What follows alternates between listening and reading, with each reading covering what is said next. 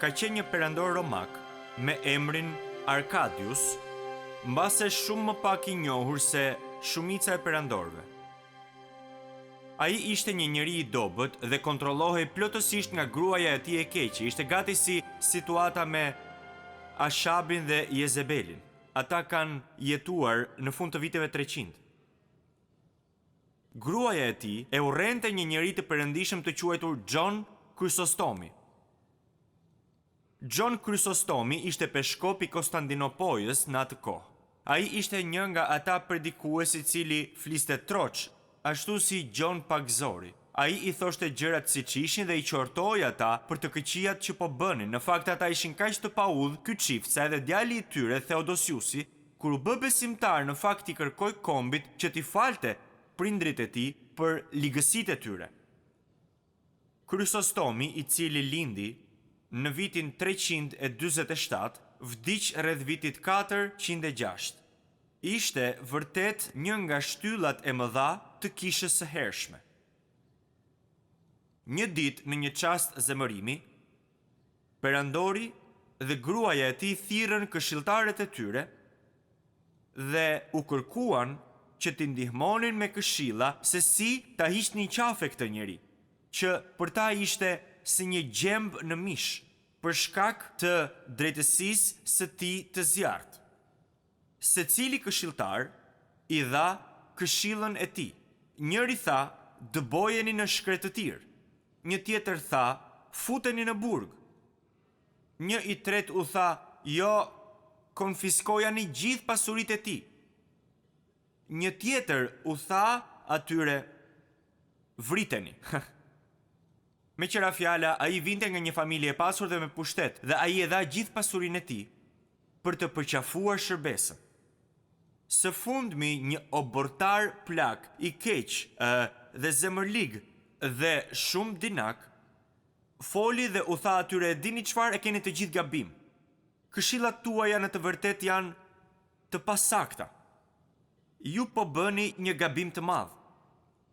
Të gjitha këto sugjerime nuk janë një ndëshkim i vërtet për këtë njeri. Unë e njoh atë njeri, madje e njoh shumë mirë. Nëse e dëboni në shkretëtira, i do të ndihet më afër Perëndis nga sa ndihej në qytet. Nëse e fusni në burg, ai do të mund të kalojë më shumë kohë në lutje dhe adhurim se sa kur ishte një peshkop i zënë me punë. Nëse e konfiskoni pasurinë, nuk do të kishte rëndësi për të, sepse ai gjithsesi po e fal atë.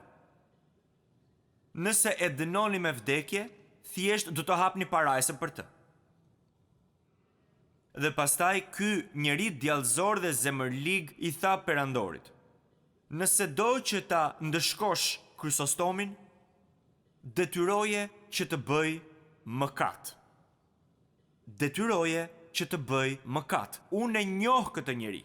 Ai nuk ka frikë nga asgjë në botë më shumë se sa nga mëkati.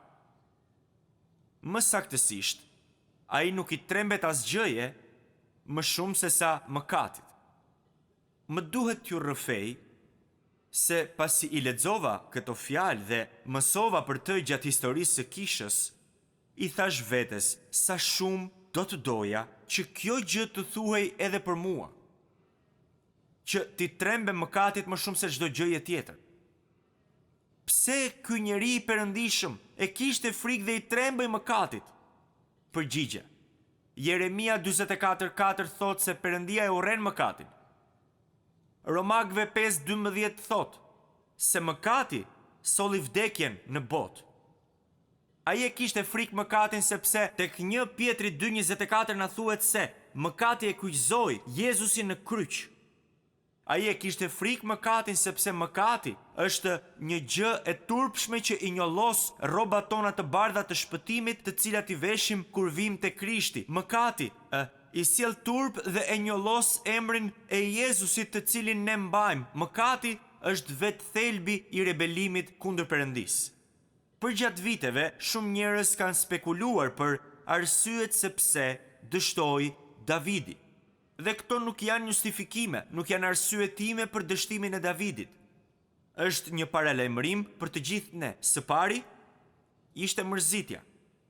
Ishte mërzitja që e bëri Davidin që të futej në telashe. Të dashur, një Amerikan i zakonshëm është i mërzitur me jetën. Nëse unë e kuptoj se çfarë po ndodh, mund t'ju them që një njeri i zakonshëm është i mërzitur.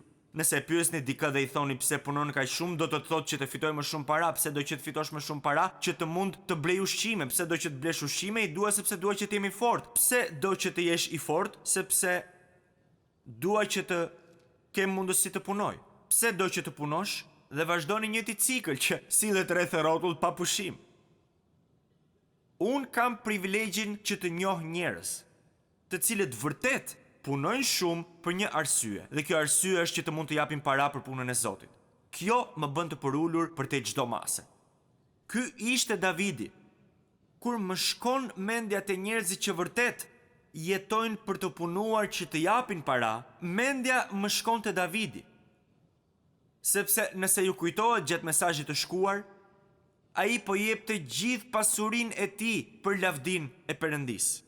Ai po jepte gjithçka, ai ishte plotësisht i përkushtuar, nuk kishte asnjë dyshim në mendjen e tij. Ai tha nëse Perëndia nuk do që unë të ndërtoj tempullin, unë do të jap gjithçka që kam për ndërtimin e ardhshëm, çdo që do të ngrej Perëndia për ta ndërtuar. Ky ishte Davidi. Dhe ju mund të pyesni se çfarë ndodhi? Çfarë i ndodhi Davidit nga 2 Samuelit kapitulli 7 deri te Davidi i 2 Samuelit kapitulli 11? Diçka kishte ndryshuar, diçka kishte ndodhur.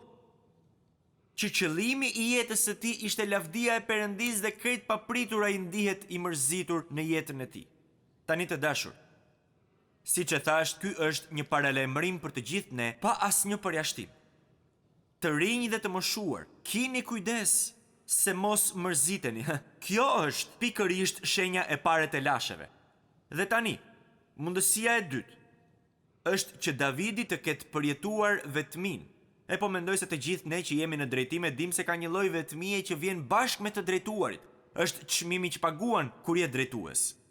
Për këtë arsye ai mund të thoshte te Psalmi 102 vargu 7 që jam pa gjumë dhe si harabeli i vetmuar mbi çati. Dikush mund të thote, po Michael, ai ishte mbreti. Si mund të jetë i vetmuar një mbret? Ndonjëherë mund të ndihesh i vetmuar edhe kur je i rrethuar nga mijëra njerëz. Mund të përjetosh vetmin e vizionit që nuk mund ta ndash me asnjë tjetër, apo mund të përjetosh vetmin e ideve që askush tjetër nuk arrin të kuptojë, ose të përjetosh vetmin që vjen kur ke këndvështrim të kundërt me kulturën, ose mund të përjetosh vetmin e të qenit të kënaqur.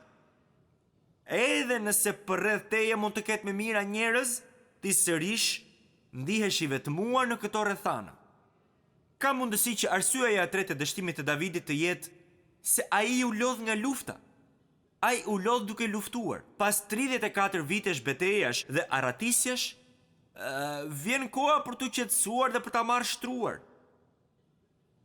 Dëgjoni, nëse Davidi do të kishte dalë me burrat e tij në fushën e betejës, ai nuk do të kishte përfunduar në atë pozitë dështimi. Të dashur, më dëgjoni pak. Në çastin që qetësoheni nga mbërthimi i shpatës së fjalës së Perëndis, në çastin që qetësoheni nga mbërthimi i shpatës së frymës, në çastin që qetësoheni nga mbërthimi të qenit të kthjellët në betejën shpirtërore, keni për të përfunduar në vende ku nuk duhet të jeni. Pastaj arsyeja e katërt, është e mundur që Davidi e lejoi refuzimin e bashkëshortes së tij Mikalit që ta prekte atë. Ai e mori personale. Mund të thoni si mund të mos e marrësh si personale refuzimin, apo do t'ju a shpjegoj. Kujtoni që kur Davidi kërceu përpara Zotit dhe përpara gjithë popullsisë, kur kërceu përpara Perëndis, kur arka u rikthye dhe në thelb ai e përuli veten përpara Zotit, ju kujtohet gruaja e tij Mikali, vajza e Saulit? Ajo çfarë nuk i tha kur ai shkoi në shtëpi? Ajo ju sulme të madhe. Ajo e lejoi ta bënte. Pastaj ja uli vlerat dhe e nënvlerësoi. Më dëgjoni pak, vajza e Saulit, Mikali, ishte e ftohtë, grindavece, kritike dhe zemërake. Dhe Davidi e mori si personale. Dikush mund të thote, po Michael, ai kishte edhe gra të tjera. Po por Mikali ishte dashuria e jetës së tij. Më dëgjoni me kujdes, ju lutem. Refuzimi është më i rëndë dhe më i vështirë për t'u pranuar kur vjen nga njerëzit që i doni më shumë.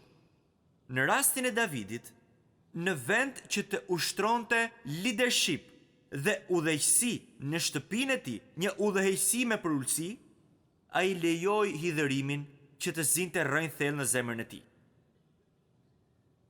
Mundësia e pestë e mundshme për dështimin e Davidit ishte fare e thjeshtë dhe qartë përtatësia e tij. Le të shohim vargun 2. Ai u zgjua pas dite. Disa përkthime thonë në mbrëmje. Kjo është vetë kënaqësi. Është e kundërta e shfrytëzimit të kohës. Të dashur, përtatësia i jep një dorë të madhe tunduesit. Fjalët e Urta 12:24 thot: dora e njeriu të kujdesshëm do të sundoj, por dora e përtatësve, një fjalë tjetër për ta përshkruar këtë është dembel. Do t'i nënshtrohet punës së detyrueshme.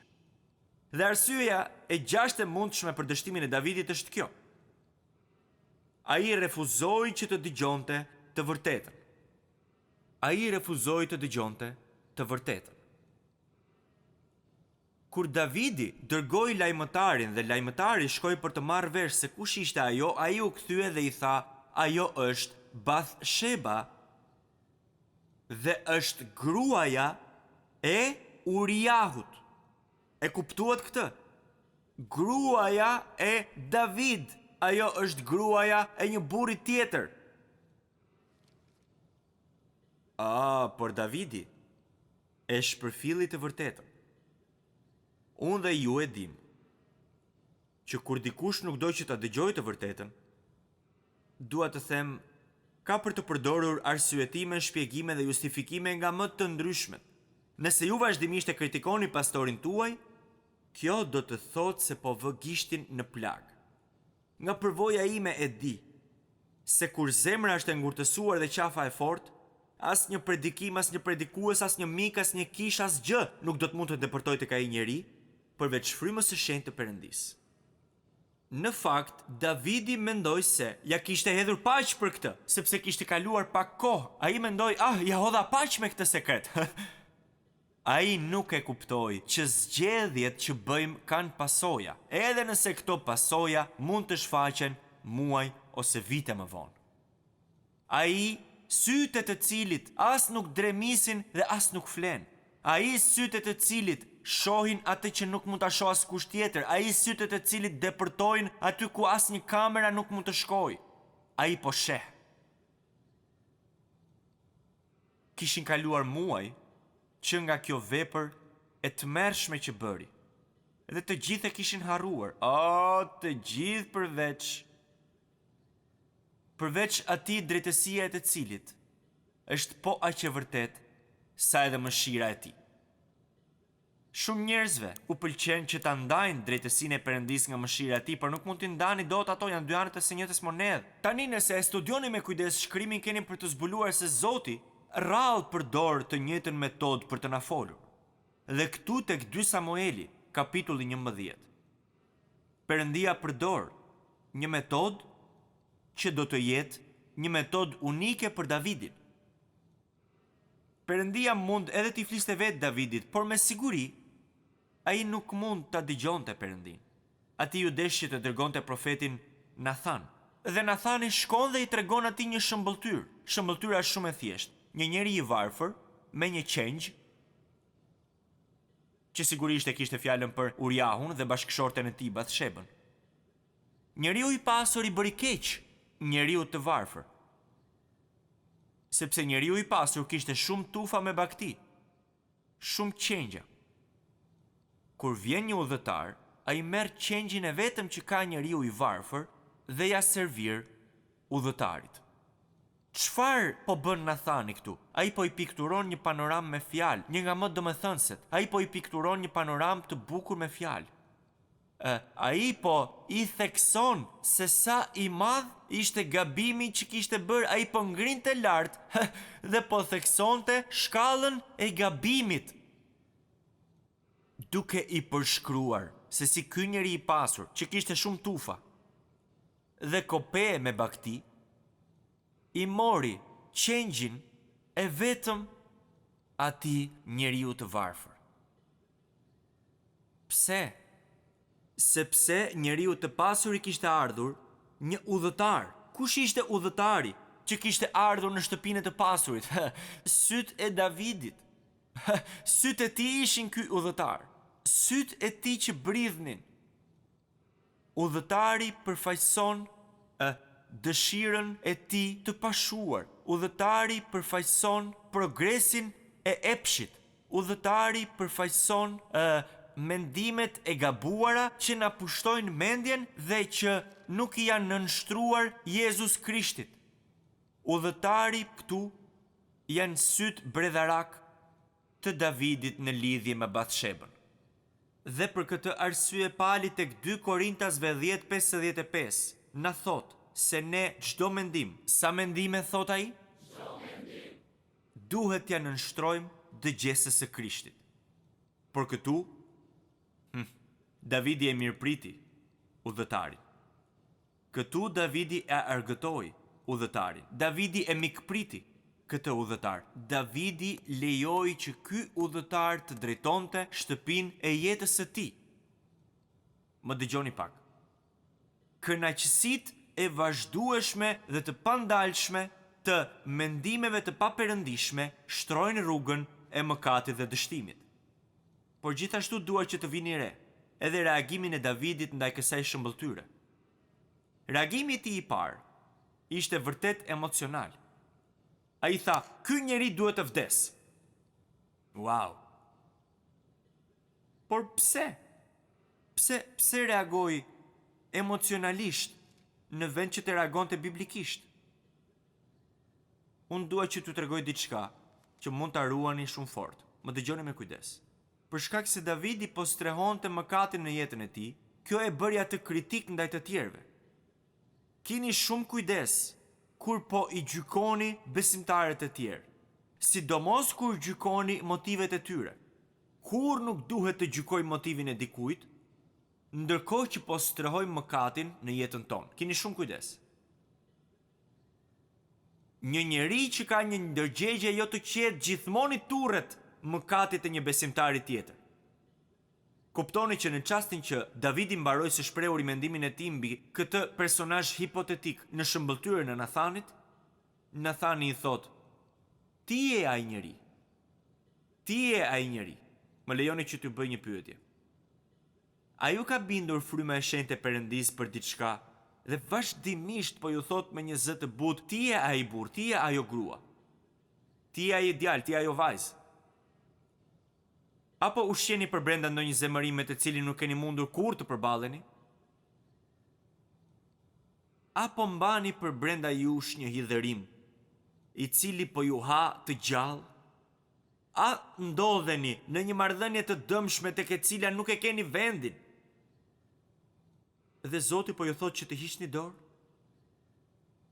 Apo mbani për vete para që i përkasin Perëndis? A jeni treguar jo besnik në bashkëshortes dhe vazhdoni ta bëni këtë? A ndiheni në faj për këtë, por përsëri vazhdoni të jeni jo besnik?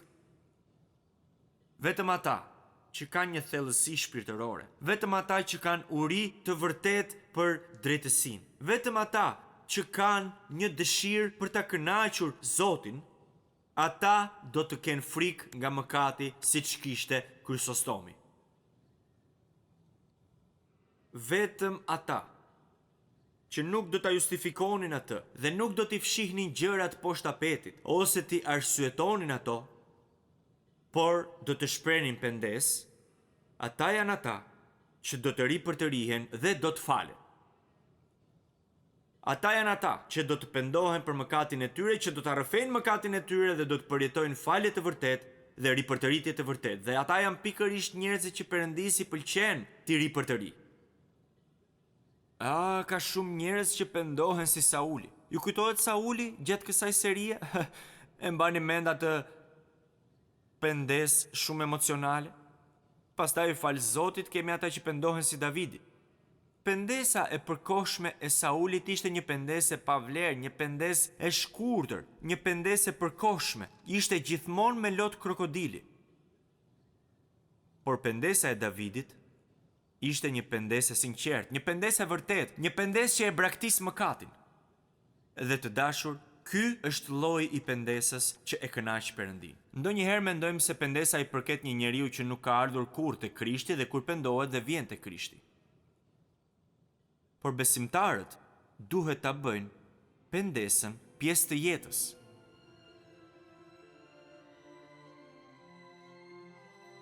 Bibla thotë se nëse themi që jemi pa mëkat, pra nëse, sepse nuk është e vërtetë, atëherë ne gënjejmë vetveten dhe e vërteta nuk është në ne, por nëse ne I rrëfejmë ato, Perëndia është besnik dhe I drejtë.